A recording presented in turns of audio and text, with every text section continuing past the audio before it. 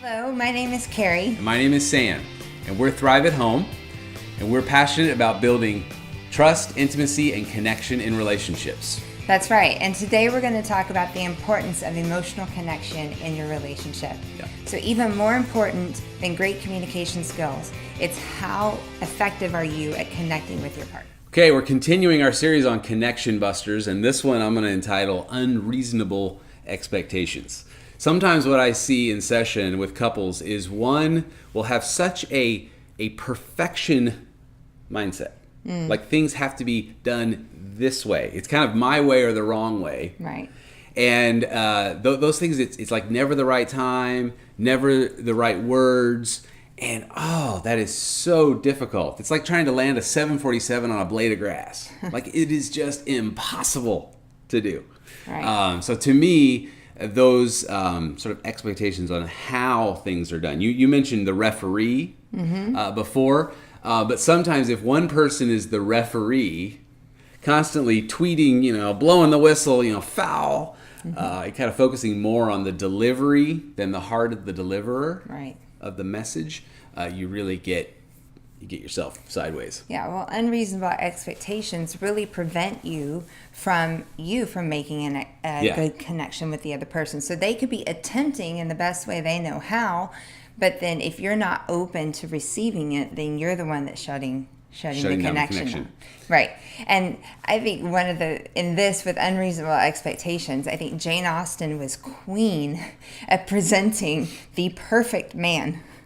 Right? One who would meet all the needs, would be rich, like Mr. Darcy, would be emotionally in tune, would offer his undying love. And he had a few flaws, but they weren't many.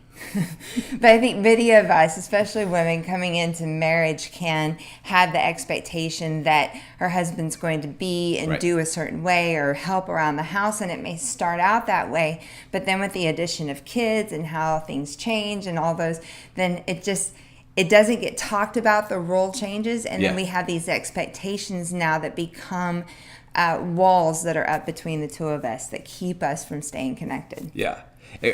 So it's so interesting, right? When you have an expectation of how something's going to go, and a lot of times these expectations have not been made known. Right.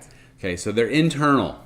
And then the other person does something that violates that expectation. And then there's this flare up, and the first person has no idea what's going on, nor sometimes can they even live up to it. Right. So you got to make your expectations known, but then second, you have to manage, is this expectation even reasonable?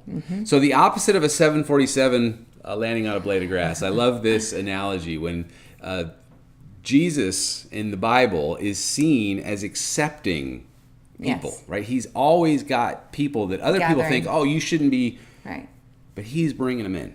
And I think that the most profound there is when he says, let the little children come to me.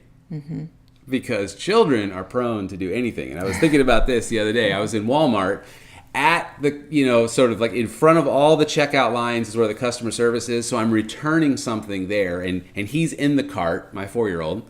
And so he says, he's like grabbing his crotch, like over and over, he's grabbing his crotch. I'm like, so I lean down and I whisper, this is, trying to have an offline conversation, I say, hey, honey, don't grab your crotch. And he says, my penis hurts.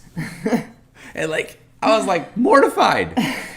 And what I realized in that moment, and after I've been thinking about it, is we have these expectations of how things should go. But kids, they just blurt, say, do, whatever.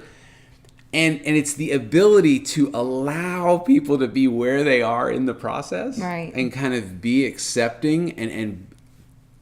So what we find with Jesus, he says, let them come. Right. Just let them come. Let them come with their imperfections.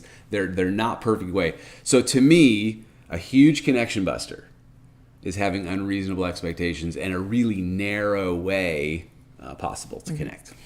And the other piece is not voicing those expectations. Yeah. So whether unreasonable or not, if you have a set of expectations, they need to be voiced. They got to be loved. Yeah. I totally agree with that. Yeah. All right. Thank you for continuing to join us on the journey.